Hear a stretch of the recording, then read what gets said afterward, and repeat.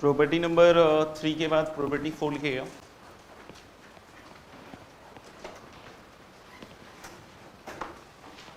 Property number 3 के बाद property number 4, if any row और column of a determinant,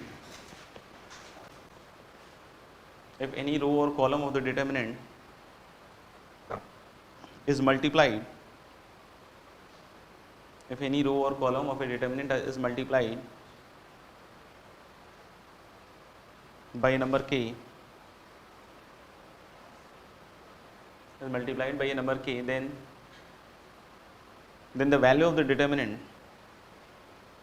then the value of the determinant is also multiplied, then the value of the determinant is also multiplied by the same number k, then the value of the determinant is also multiplied by the same number k.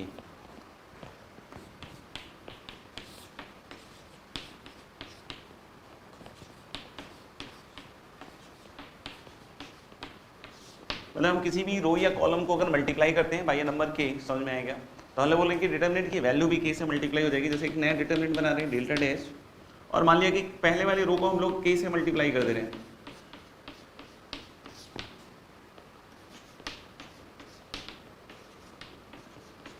तो ये property क्या कहता है कि delta dash equals के times delta. और ये observe करना काफी इजी है, समझ में आएगा। जैसे देख सकते हैं कि अगर आप डेल्टा डैश ओपन कर रहे होंगे तो फर्स्ट रो के लॉन्ग, तो हर एक बार के पहले आएगा, फिर के बी आएगा, फिर के सी, बाकी सबके कोफैक्टर तो सेम रहेंगे। एबीसी का कोफैक्टर जो इसमें है और जो के बी के सी का कोफैक्टर इसमें है, वो दोनों क्या है, सेम। तो के बी के सी आने के कारण के अपने आप क्या आ जाएगा, कॉमन, एंड दैट्स व्हाई हम लोग बोल सकते हैं कि determinant will be multiplied by के। इनफैक्ट अगर कभी कुछ कॉमन भी निकालना हो तो निकाल सकते हैं। इसका मतलब कि अगर हम लोग बोलेंगे कि अगर इस तरीके का कोई डिटरमिनेंट आपके पास फर्स्ट स्टेप पे है, तो आप इसमें से सिंप्लीफिकेशन के लिए के को क्या निकाल सकते हैं, कॉमन। समझ में आएगा। तो इस तरीके की प्रॉपर्टी को यूज कर सकते हैं सिंप्लीफिकेशन के लिए। प्रॉपर्टी नंबर 4 के बाद next is property number 5।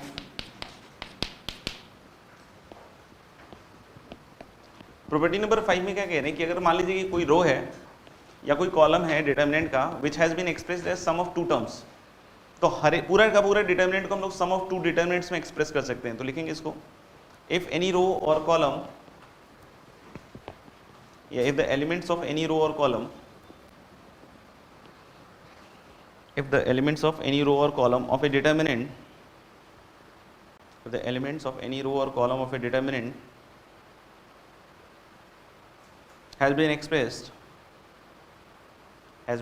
as sum of two terms, has been expressed as sum of two terms, then the entire determinant can be expressed, as sum of two determinant.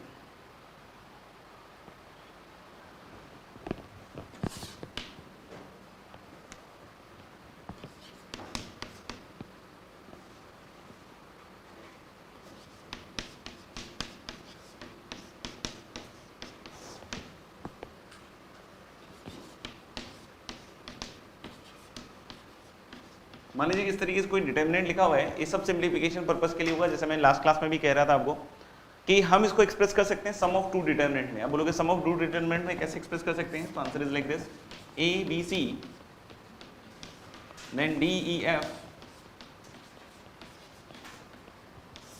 And plus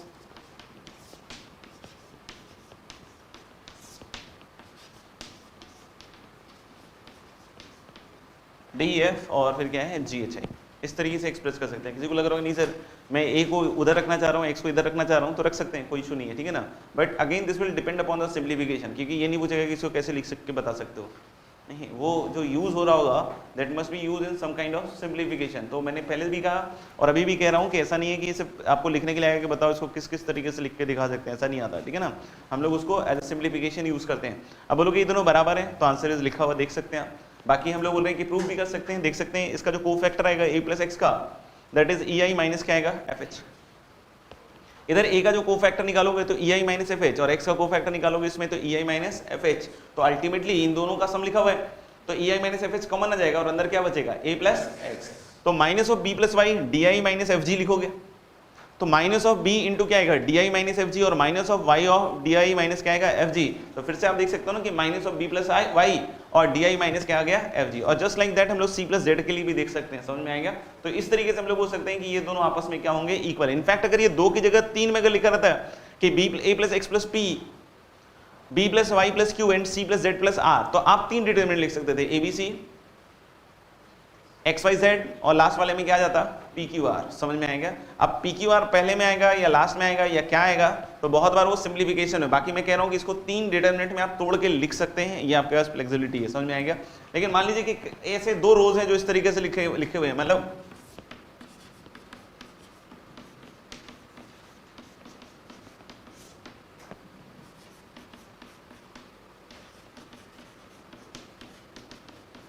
ऐसे लिखा हुआ है, ठीक है। अब ऐसे लिखा हुआ है और आपने कहा क्या कि सर इसको हम सम ऑफ 2 डिटरमिनेंट लिख सकते हैं like this, A B C D E F and G H I plus X Y Z P Q R and G H I. तो आई एम सेइंग कि दिस इज नॉट करेक्ट, नहीं ये जो आपने लिखा है दिस इज नॉट करेक्ट। तो अगर किसी को लग रहा है कि सर आपने 1 रो के लिए किया तो हम 2 रो के लिए कर लेते हैं यही काम, नहीं। तो समझना इस चीज को कि हम लोग बोल रहे हैं कि ये और ये जो है दोनों सेम नहीं। आपको अगर तोड़ना भी है तो 1 एट ए टाइम, नहीं अगर आपको कभी भी तोड़ना है तो अपन कैसे तोड़ेंगे 1 एट ए टाइम, समझ में आएगा। अब बोलोगे 1 एट ए टाइम का मतलब क्या हुआ कि जैसे आप पहली बार में या तो रो 1 को तोड़ सकते हैं या रो 2 तोड़ सकते हैं, समझ में आएगा। आप कितना भी बॉर्नविटा पी लो दोनों को एक साथ नहीं तोड़ सकते, ठीक है। तो हम लोग बोले जैसे इसको तोड़िएगा तो पहले में आएगा A B C X Y Z, ठीक है।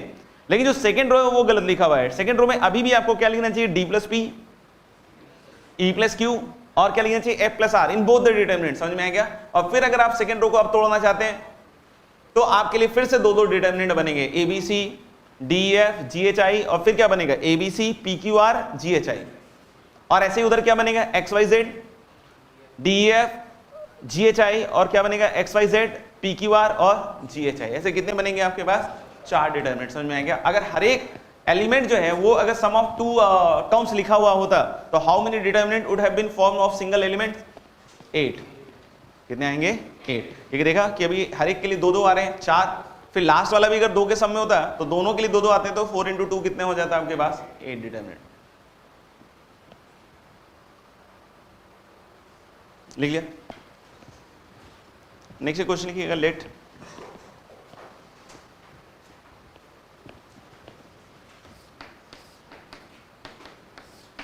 D R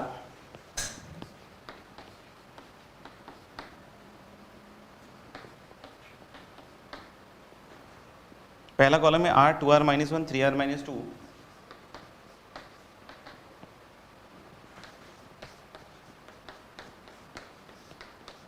x Y Z second column, third column N N plus 1 by 2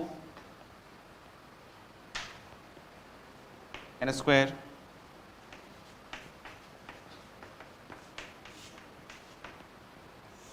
n into 3n minus 1 upon 2. Then prove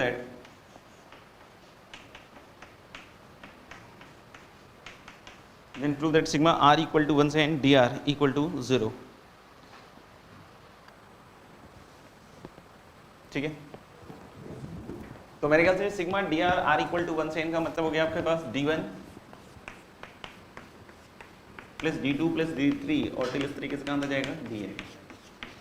आप देख सकते हो कि R पे डिपेंडेंट सिर्फ एक ही कॉलम है, दैट इज फर्स्ट कॉलम, उसके अलावा कोई भी कॉलम आपका R पे डिपेंडेंट नहीं है। तो जब आप D1 लिखोगे तो ये कितना हो जाएगा 1 1 और 1, और इधर कितना रहेगा वही एक्स वाई जेड, फिर क्या रहेगा n into N plus 1 by 2 N square, और फाइनली क्या आएगा n into 3n minus 1 by 2, नहीं प्लस जो दूसरा वाला आएगा r इक्वल टू 2 पे, तो 2 पे फिर से देखोगे तो this is 2, this is 4 minus 1 3 and this is 6 minus 2, कितना हो जाएगा 4, और फिर से ये तीनों है ही एक्स वाई जेड रहेगा, और ये भी क्या रहेगा n into N plus 1 by 2 N square and so on, ऐसे ही चलता जाएगा सो ऑन। 3 रखना चाहोगे तो 3 रख के देख लो। 3 पे हम लोग बोल सकते हैं वैल्यू कितनी आ जाएगी 3 5 और 7, और फिर से ये जो तीनों एलिमेंट्स हैं वो सेम आएंगे और इस तरीके से करते करते आप n टर्म तक जा सकते हैं, and this is n 2n minus 1 और क्या आएगा 3n माइनस 2, और बाकी जो दो कॉलम्स हैं फिर से हम लोग बोल सकते हैं क्या रहेगा, सेम। अब आप देख सकते हो कि जैसे भी मैंने बताया कि अगर कोई सम ऑफ टू टर्म्स लिखा हुआ है कोई रो में, तो हम उसको दो में स्प्लिट कर सकते हैं, तो हम वापस से ऐड भी कर सकते हैं। तो यहाँ देख सकते हो कि इन दोनों का जो ये दोनों कॉलम है, ये दोनों कॉलम सेम है। अगर ये दोनों कॉलम सेम है तो हम लोग बोल सकते हैं इन दोनों को हम उसी प्रॉपर्टी को लगा के कैसे लिख सकते हैं, डिटर्मिनेंट ऑफ, ये दोनों कॉलम अभी भी वही रहेगा एक्स वाई जेड, और इधर क्या रहेगा n into N plus 1/2 n square, और क्या रहेगा n इंटू 3n माइनस 1/2। नहीं, इन दोनों का जो कॉलम है ये दोनों सेम रहेगा, और इसको आप कैसे लिख सकते हैं 1 प्लस 2, इसको क्या लिख सकते हैं 1 प्लस 3, और फिर क्या लिख सकते हैं 1 प्लस 4। ऐसे जब ये वाला इससे ऐड होगा तो क्या होगा, फिर से दोनों कॉलम सेम होगा, और यहाँ पे 1 प्लस 2 प्लस क्या हो जाएगा 3, फिर क्या होगा 4 और सॉरी 5, और फिर क्या होगा 7। समझ में आएगा? और इस तरीके से चलता जाएगा n टर्म्स तक। तो ये टिल कहाँ तक आएगा n, ये वाला क्या हो जाएगा सम 2n माइनस 1, और ये वाला भी कहाँ तक आएगा 3n माइनस 2। तो आप देख सकते हो कि सबके सब सम आपको पता है। जैसे ये 1 से लेकर n तक का सम है तो क्या लिखोगे आप उसको n प्लस 1/2, नहीं क्या लिखोगे n प्लस 1/2, इधर क्या लिखोगे x n into n plus 1/2। फिर क्या है sum of first n odd natural number, तो इसका सम ऑलरेडी बताया हुआ है कितना है n स्क्वायर, फिर y और फिर से क्या है n स्क्वायर, और ये फिर से AP है 1 4 7 और टिल कहाँ तक जाएगा ये लास्ट वाला 3n माइनस 2। तो फिर से total terms n/2 sum of first and last term, तो 1 और 3n माइनस 2 का सम क्या हो जाएगा 3n माइनस 1, और यहाँ z और फिर से n इंटू 3n माइनस 1/2। तो आप देख सकते हैं first and third column are same, और इसलिए इसकी वैल्यू किसके बराबर हो जाएगी 0। ठीक है, next we are moving to property 6। Property 6 में लिख सकते हैं the value of the determinant, the value of the determinant is not altered, the value of the determinant is not altered by adding to the elements, the value of the determinant is not altered by adding to the elements of any row or column, adding to the row, not altered by adding to the elements of any row or column the same multiples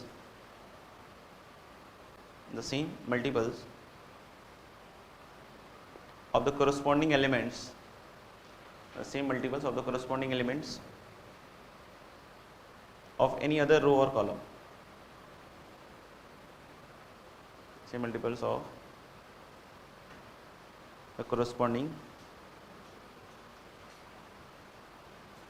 same multiples of क्या लिखा the corresponding है ना elements of any other row or column। तो property number 6 में जैसे मान लीजिए कि एक डिटर्मिनेंट है delta,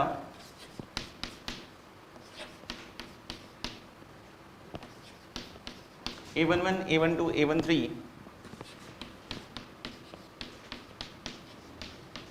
a21 a22 a23 a31 a32 a33 like this. ठीक है ना, हल डिटर्मिनेंट है डेल्टा, तो बोल रहा है कि इस डेल्टा की वैल्यू चेंज नहीं करेगी अगर हम किसी भी रो या कॉलम, तो ऑब्वियस है मैंने पहले ही बोल दिया कि रो का ऑपरेशन रो के साथ ही होगा, कॉलम का ऑपरेशन कॉलम के साथ भी होगा, के साथ ही होगा। तो हम लोग बोले कि मान लीजिए कि कोई भी रो पकड़ लेते हैं, समझ में आएगा। तो हम लोग बोले किसी रो के एलिमेंट्स में हम लोग क्या कर रहे हैं कि कोई corresponding element of any other row और कॉलम, ठीक है ना, उसका कोई मल्टीपल ऐड कर रहे हैं। जैसे हम लोग बोल रहे हैं क्या कि मान लीजिए कि हम R1 को लिखते हैं R1 goes to R1 plus m times R2, नहीं, तो हम लोग देख सकते हैं नहीं कि इसमें क्या कर रहे हैं कि two elements of any row और column we are adding the same multiples of the corresponding elements of any other row. समझ में आएगा? तो हम लोग बोल सकते हैं कि ये जो डिटरमिनेंट की वैल्यू की, जैसे मान लीजिए डेल्टा डैश लिखी आप, तो इस ऑपरेशन के बाद डेल्टा डैश कैसे दिखेगा, मतलब हर एक एलिमेंट जो रो 1 का होगा उसमें हम ऐड करेंगे कितना m times the corresponding elements of row 2। मतलब हम इसमें कैसे लिख रहे हैं a11 plus m times a21। समझ में आएगा? फिर आप क्या लिख रहे हैं a12, नहीं क्या लिख रहे हैं a12 और प्लस क्या लिखोगे m टाइम्स a22, और फिर क्या लिख सकते हैं a13 और प्लस m टाइम्स A23,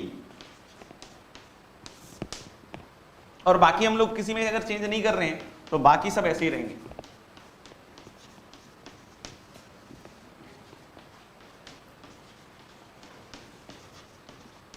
तो ये जो नया डिटरमिनेंट हम लोगों ने डेल्टा डैश बनाया है, हम लोग क्या कहना चाह रहे हैं कि डेल्टा डैश और डेल्टा इन दोनों की वैल्यूज क्या होंगी, सेम। अब बोलोगे कैसे प्रूव कर सकते हैं, तो आंसर इज बहुत आसानी से। नहीं, हम लोग क्या कर सकते हैं कि इसको दो डिटरमिनेंट में तोड़ देते हैं, ऐसे ही दिख जाएगा आपको कि ये डेल्टा के बराबर ही है। जैसे ही आप दो डिटरमिनेंट तोड़ोगे कि हर एक में लिखा हुआ ना सम ऑफ टू एलिमेंट्स, तो पहला क्या होगा a11 a12 a13 और बाकी दोनों यही रहेंगे, तो वही तो है डेल्टा। और जो उसके बाद वाला बनेगा ma21 ma22 और ma23, तो उसमें m कॉमन हो जाएगा, और वो और सेकंड वाला जो रो है वो क्या हो जाएंगे आइडेंटिकल, तो उसकी वैल्यू क्या हो जाएगी 0। अब बोलोगे ये करते क्यों, टाइम पास करने के लिए, आंसर इज नो। हमारा पर्पस क्या होता है, फिर से सिंप्लीफाई करना। जैसे मैंने स्टार्टिंग में बोला था कि हम 3 रो 3 कॉलम के लॉन्ग ओपन कर सकते हैं, मतलब टोटल 6 तरीके हैं 3 बाई 3 के डिटरमिनेंट को ओपन करने के। उसमें भी हम लोग कौन सा तरीका अपनाएंगे जिसमें सबसे ज्यादा जीरोज हो। तो बहुत बार तो क्या होता है कि जीरोज होते हैं नहीं, बहुत बार क्या होता है बनाने पड़ते हैं। अब जीरोज बनाने के लिए फिर आपको इस तरह के सिंप्लीफिकेशंस करने पड़ेंगे। नहीं समझ आया, इस तरह के सिंप्लीफिकेशन में m के ऊपर कोई भी रिस्ट्रिक्शन नहीं है, m can be positive m can be negative. अब बोलोगे 0, तो फिर कर ही क्यों रहे तो हम लोग बोल सकते हैं m पॉजिटिव नेगेटिव कुछ भी हो सकता है, और उसके हिसाब से हम क्या करेंगे एलिमेंट्स को क्या करेंगे सिंप्लीफाई। कोई बोले कि सर एक बार में सिर्फ 2 ही रो के साथ ऐसे कर सकते हैं क्या, आंसर इज नो। जैसे अगर कोई बोले कि नहीं r1 को मैं m टाइम्स r2 लिख रहा हूं प्लस n टाइम्स r3 लिख रहा हूं, तो क्या ऐसा कर सकता हूं, तो आंसर इज अगेन यस, आप ऐसा भी कर सकते हैं। क्योंकि प्लस आपने अगर n टाइम्स, समझ में आ रहा है कि अगर किसी को लग रहा है नहीं सर मैं एक रो के साथ मॉडिफाई नहीं करना चाह रहा हूं किसी रो को, मैं 2 रो के साथ करना चाह रहा हूं, समझ में आ गया, तो हम लोगों ने दोनों रो के साथ भी आप कर सकते हो। अगर आपने ऐसा भी लिखा तो आप क्या लिखोगे na31, मैं लिख नहीं रहा हूं बोल रहा हूं na31, फिर क्या आएगा na32 और फिर क्या आएगा na33। अब इसको कितने में तोड़ दो, 3 डिटरमिनेंट में, तो पहला ही डिटरमिनेंट तो सर्वाइव करेगा, बाकी दोनों की वैल्यू क्या हो जाएगी। तो इस तरीके से हम लोग बोल सकते हैं क्या कि आप सिंप्लीफिकेशन हमेशा कर सकते हो। लेकिन अगर कोई कहता है कि अगर मैं ऐसा करता हूं सर, तो भाई अगर तुमने ऐसा किया तो डिटरमिनेंट की वैल्यू चेंज हो जाएगी, क्योंकि अब आपने क्या किया कि पहले ही रो को k से मल्टीप्लाई कर दिया, पहले ही रो को k से मल्टीप्लाई कर दिया, मतलब आपने ऑलरेडी जो है नया डिटरमिनेंट k टाइम्स कर दिया है, समझ में आएगा। तो यानी कि आपको अगर ऐसा करना भी है तो ऐसा नहीं मैं मना कर रहा हूं कि मत करना, कभी हम लोग कर सकते हैं, बट k से क्या करना पड़ेगा आपको डिवाइड। अगर k से डिवाइड करना भूल गए तो फिर भूल गए। देखना अगर कोई बोले कि सर एट ए टाइम 2 रो को चेंज कर सकते हैं क्या, तो आंसर इज अगेन यस। मतलब अगर आपको सिंप्लीफिकेशन की लग रहा है नहीं सर मैं एक साथ इन दोनों रो को चेंज कर सकता हूं क्या with the help of third row, ऐसा कुछ, तो हम लोग कर सकते हैं, समझ में आएगा, उसमें कोई दिक्कत नहीं। जैसे मान लो मैंने लिख दिया r2 goes to r2 plus m times r3, ऐसा लिख दिया मान लो, या m छोड़ो k m n हो गया, और कोई बोलो pr3, नहीं r3 को क्या सॉरी r2 क्या लिख दिया r2 प्लस pr3। तो जब आप pr3 भी करोगे इसमें p टाइम्स जोड़ोगे, तो जब आप तोड़ दोगे 3 में तो दिख रहा है पहला ही सर्वाइव करेगा, बाकी तो 0 ही होंगे। और जब दूसरे वाले में भी करोगे और उसको तोड़ोगे तो फिर से आपको लगेगा, समझ में आ जाएगा कि सिर्फ यही वाला क्या करेगा सर्वाइव, और बाकी सबकी वैल्यू क्या हो जाएगी आपके पास 0, समझ में आएगा। तो देख लेना, समझ लेना, कुछ पूछना हो तो बता देना। k से मल्टीप्लाई किया पहले वाले को, बस उसमें ध्यान रखना कि k से डिवाइड करना पड़ेगा आपको। फॉर द टाइमिंग में मैंने इस तरह का लिखा हुआ है, लिख लिया तुमने, लिख लिया तो नेक्स्ट लिखेंगे property 7। If by putting x equal to a, if by putting x equal to a, the value of the determinant is 0. If by putting x equal to a, the value of the determinant is 0. If by putting x equal to a, the value of the determinant is 0, then x minus a must be a factor. Then x minus a must be a factor of the determinant. अब इसको हम लोग factor theorem भी कहते हैं normally, जैसे है कि x इक्वल टू a पे अगर 0 हो रहा है तो उसका एक फैक्टर x माइनस a होगा, समझ में आएगा। इसका यूज कर सकते हैं, तो आंसर इज यूज तो कर सकते हैं, अब कितना यूज कर सकते हैं अब वो क्वेश्चन पे भी डिपेंड करता है और अपने ऊपर भी डिपेंड करता है, समझ में आएगा। तो दोनों ही चीज़ों पे डिपेंड करता है, क्वेश्चन पे और अपने ऊपर तो डेफिनेटली करता है, समझ में आएगा। जैसे मान लो कि एक ऐसा सवाल है,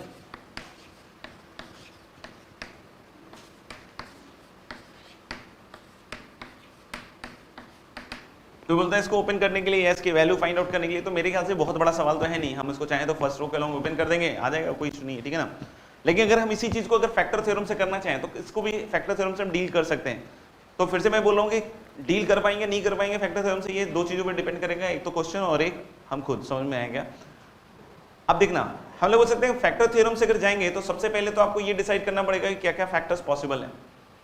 अगर आपने सारे फैक्टर्स निकाल लिए तब तो अच्छी बात है, और मान लीजिए कि अगर आपको नहीं दिखे और आपने बोला कि नहीं यही हो गया, मेरा काम खत्म हो गया, तो सही में आपका काम खत्म हो चुका है। तो हम लोग बोलेंगे जैसे आप देखिए, सबसे पहले x को 2 रखिएगा तो दिख रहा है कि 0 हो जाएगा, है तो क्यूबिक ना x में, नहीं बिना ओपन किए पता कर सकते क्यूबिक है या नहीं, ट्रिकी है थोड़ा सा।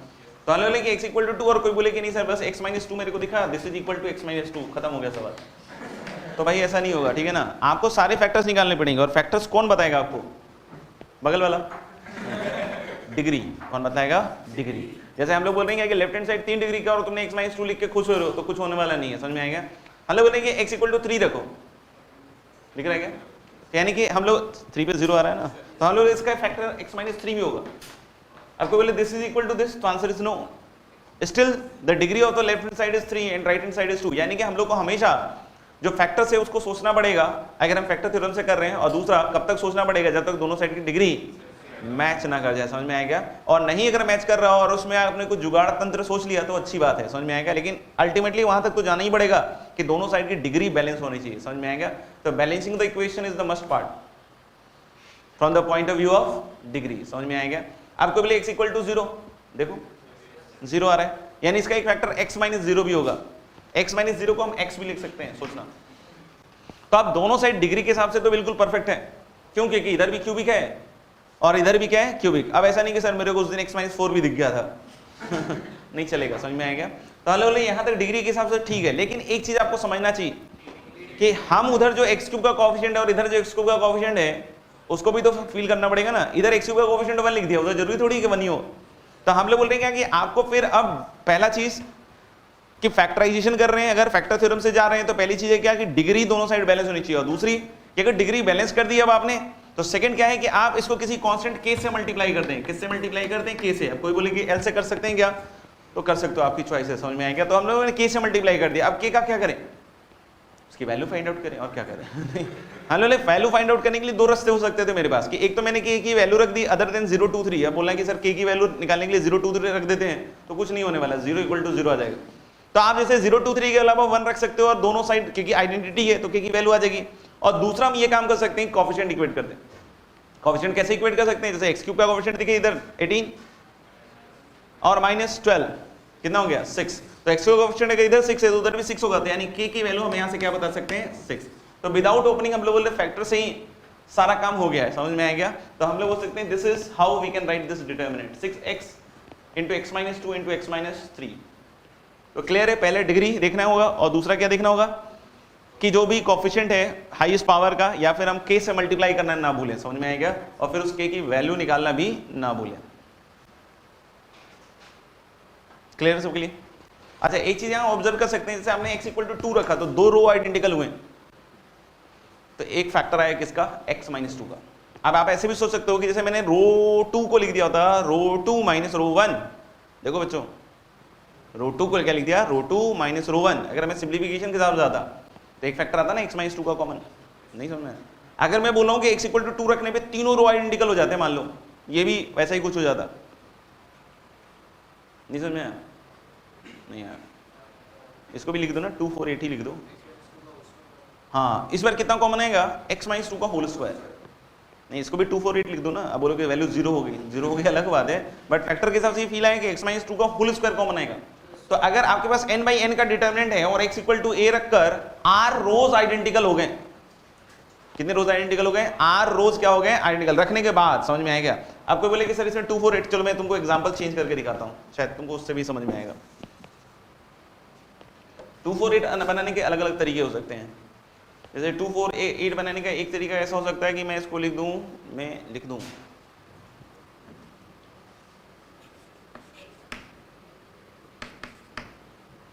x इक्वल टू 2 पे सोचो कितना आएगा? 2 आएगा? नहीं आएगा? बोलो, नहीं बोल पा रहे हो। 4 माइनस 2 सोचना। अच्छा 4 बनाने के लिए हम लोग लिख सकते हैं 2 पे x प्लस 2 भी लिख सकते हैं ना, ये 4 आ जाएगा? नहीं आएगा? और ये चेंज कर दिया सवाल, ठीक है ना। ये मतलब सर इसका फैक्टर ये कैसे आ गया। मैं यहाँ पे कुछ और बताने की कोशिश कर रहा हूँ, बाकी तुम्हारे ऊपर है कि मैं कितना कामयाब हो पाऊंगा और तुम्हारे ऊपर है कि तुम कितना कामयाब हो पाओगे। देखना 2 पे रखो, x = 2 रखो, कितने रोज आइडेंटिकल हुए 3, देखो देखो ना। तो अब मैं यहाँ पे यही कहना चाह रहा था कि x - 2 का होल स्क्वायर कॉमन आएगा। आप देख सकते हो जैसे इसको घटा दो 2 - x 4 - x2 8 - x2 इससे आएगा ना, और इसमें घटा दो आप, देखो घटाओ, घटा ना, x - 2 घट रहा है, x स्क्वायर घटाओ, x + 2 - x उसके भी एक फैक्टर आएगा x - 2, अरे आएगा। और फिर जब इसमें घटाओगे तो उसका भी एक फैक्टर क्या आएगा x - 2, समझ में आएगा। तो यानी x - 2 का क्या आएगा होल स्क्वायर कॉमन। तो यानी हम लोग ये भी प्रॉपर्टी जनरलाइज कर सकते हैं कि अगर x = a रखने पे r रोज या r कॉलम्स आइडेंटिकल हो गए तो कितना पावर आएगा x - a का r - 1, समझ में आएगा। तो लिख लेना if by putting x = a r rows or r columns are identical, if by putting x = a r rows or r columns are identical, then x - a की power r - 1 will be a factor, will be a factor बोला है, will be the factor। मैं समझ रहा है कि इतना तो आ ही जाएगा कॉमन, ठीक है ना। Some standard determinants to be remembered, remembered छोटे में क्यों लिख रहे इतना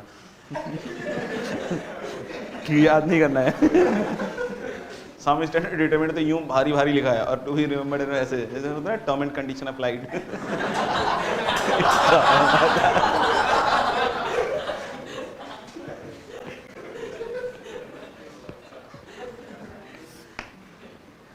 पहला जो डिटरमिनेंट है दैट इज 1,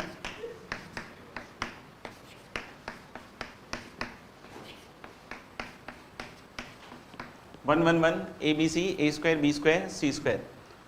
बाकी इसको आप ओपन कीजिएगा तो आपको ये दिख जाएगा a - b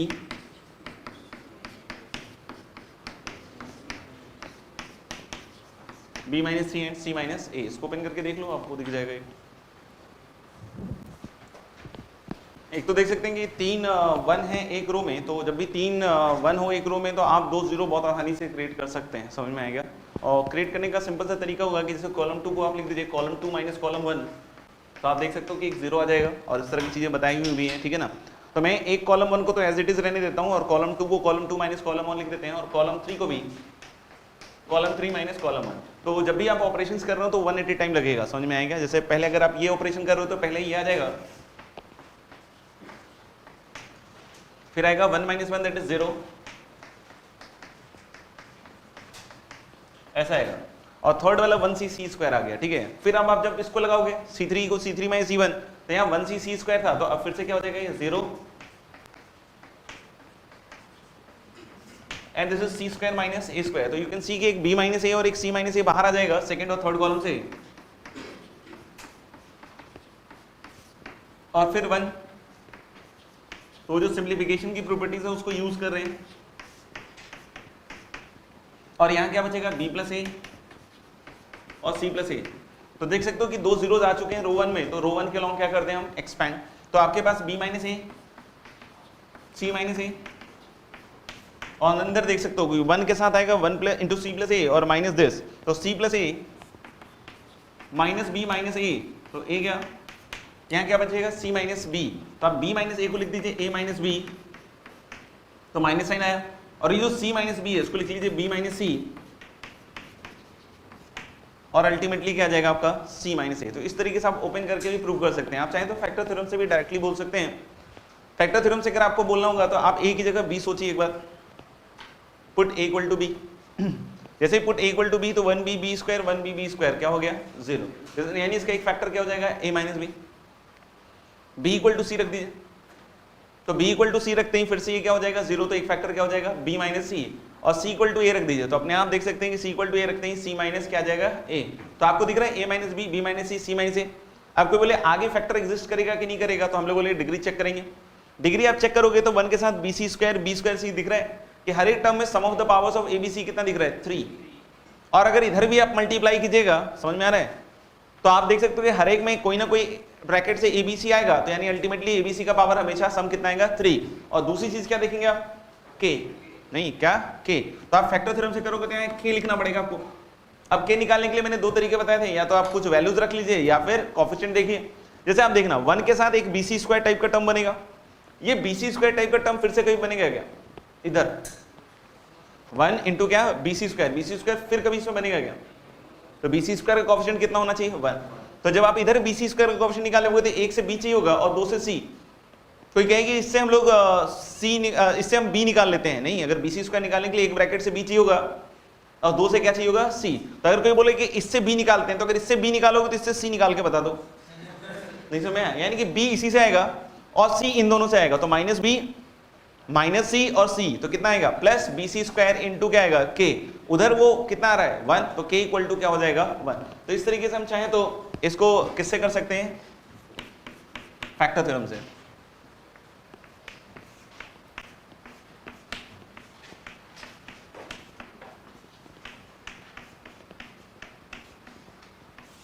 one one one A B सी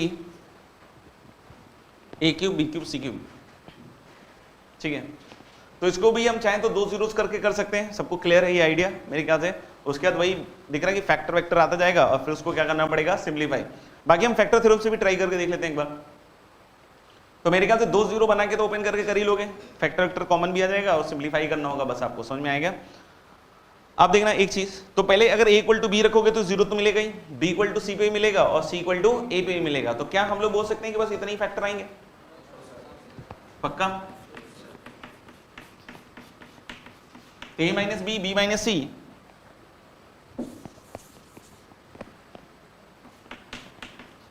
और क्या आएगा c माइनस ए। अब इसके अलावा भी आना चाहिए, क्यों, क्योंकि जब आप इधर देखोगे तो 1 के साथ bc क्यूब आ रहा है, तो एबीसी का सम पावर कितना आ रहा है 4, तो यहां तो 3 ही है ना, तो एक और फैक्टर आना चाहिए एबीसी में। किसमें आना चाहिए, एक और फैक्टर एबीसी में, और एबीसी में जो फैक्टर आएगा वो एबीसी में सिमेट्रिक भी होना चाहिए। नहीं, सिमेट्रिक के हिसाब से बोल सकते हैं ना कि एबीसी में जो भी फैक्टर आएगा वो एबीसी के हिसाब से क्या होना चाहिए सिमेट्रिक, और वो पूरे के प्रोडक्ट का एक एक ही डिग्री हर एक टर्म का बढ़ा पाए, बस इतना ही।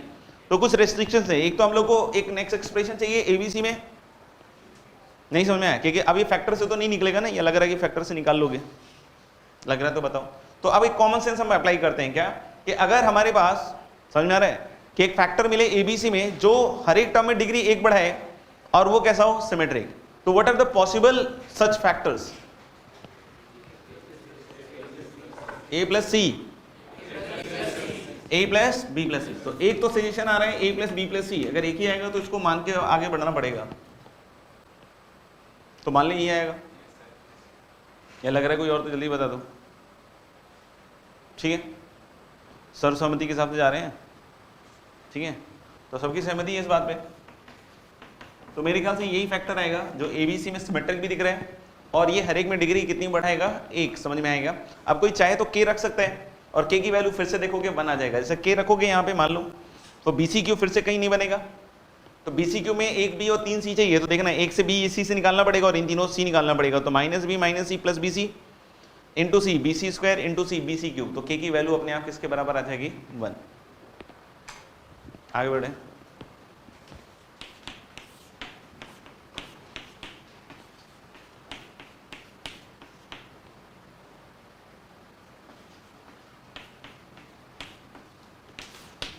वन वन वन ए स्क्वायर बी स्क्वायर सी स्क्वायर ए cube B cube C cube, देख लो इसका ये तो आएगा ही ए, इसको भी 2 जीरो बना के आप सिंप्लीफाई कर सकते हो, आपके ऊपर है आप कैसे बनाना चाह रहे हो। तो ये 3 तो फैक्टर आएगा इसमें, A equal to B B equal to C C equal to A रखने पे A minus B B minus C C minus A. उसके अलावा कोई फैक्टर तो डायरेक्टली नहीं दिखेगा, लेकिन हाँ इधर जरूर दिख रहा है कि डिग्री कितनी होगी 5 और उधर कितना है 3, तो फिर से एक सिमेट्रिक एक्सप्रेशन चाहिए एबीसी में जो हर एक टर्म की डिग्री कितनी बढ़ा रहे हो 2। Any suggestions? हाँ, A B plus B C plus C A, और भी? हाँ, इन दोनों का कॉम्बिनेशन अब मत बताना, या किसी को लग रहा है तो अपन सोच लेते हैं k1 times first plus k2 times second, इसके अलावा और कोई हो तो बताएंगे। ठीक है, तो दूसरा वाला तो क्लियरली दिख रहा है गलत है। Very good. जैसे ही हम यहाँ पे A square plus B square plus C square type का टर्म रखेंगे तो आप देखोगे A square into minus A into something in this, तो ए की पावर 4 आ जाएगा। इधर है ही नहीं ए की पावर 4, कहाँ से आ जाएगा, देख लो ना एक बार। अरे देखो तो यानी कि A square plus B square plus C square वाला टर्म नहीं आ पाएगा, और जो k1 टाइम्स k2 टाइम्स कर रहे हैं वो भी पॉसिबल नहीं है, क्योंकि ये जब आएगा ही नहीं तो इसका k1 टाइम्स भी नहीं आएगा, समझ में आएगा। तो बस एक ही ऑप्शन बच गया आपके पास फिर से, A B plus B C plus C है, और फिर से अगर इसको आप k1 से मल्टीप्लाई करोगे या k से मल्टीप्लाई करोगे तो k की वैल्यू कितनी आ जाएगी, 1।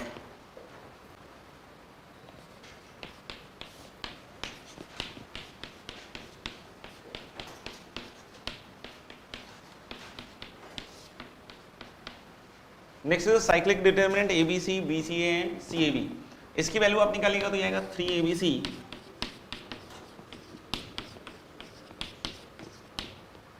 Minus AQ minus BQ minus CQ। तो देख सकते हो फर्स्ट रो के लॉन्ग भी ओपन करोगे तो A के साथ क्या आएगा, मैं ऐसे मुझे नहीं बता देता हूँ। A के साथ आएगा BC minus A square, that is ABC minus AQ। फिर माइनस B के साथ आएगा B स्क्वायर माइनस AC, मतलब प्लस BQ, नहीं सॉरी माइनस BQ और प्लस क्या आएगा ABC। और फिर C के साथ आएगा AB माइनस C स्क्वायर, मतलब ABC माइनस CQ, तो यानी ABC 3 बार आया, और minus AQ minus BQ minus CQ। इसके भी राइट हैंड साइड का फैक्टर तो आपको पता ही है, माइनस साइन बाहर निकालो, आता है ना, A plus B plus C into A square plus B square plus C square minus AB minus BC minus C है, उसको भी सेट करते हैं 2 से मल्टीप्लाई डिवाइड करके। अगर फर्दर उसकी रिक्वायरमेंट हो तो A माइनस बी का square plus B minus C का स्क्वायर और C माइनस A का स्क्वायर, और हाफ क्या आ जाएगा बाहर, समझ में आएगा। तो अगर A plus B plus C positive मिले और जहाँ ABC डिस्टिंक्ट है तो इसकी वैल्यू हमेशा कैसी होगी, नेगेटिव। नहीं, if ABC are distinct, if ABC are distinct such that A plus B plus C less than 0, sorry A plus B plus C greater than 0, then the value of the determinant is always negative। ऐसे भी questions भी करवाए थे मैंने, तो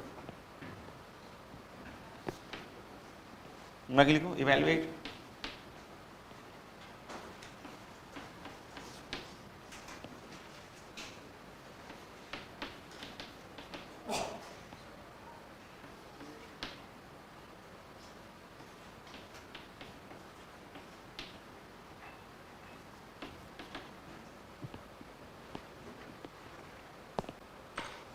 (23) then 66 then 11 first row, 36 then 55 then 26 and then 63 143 and 37।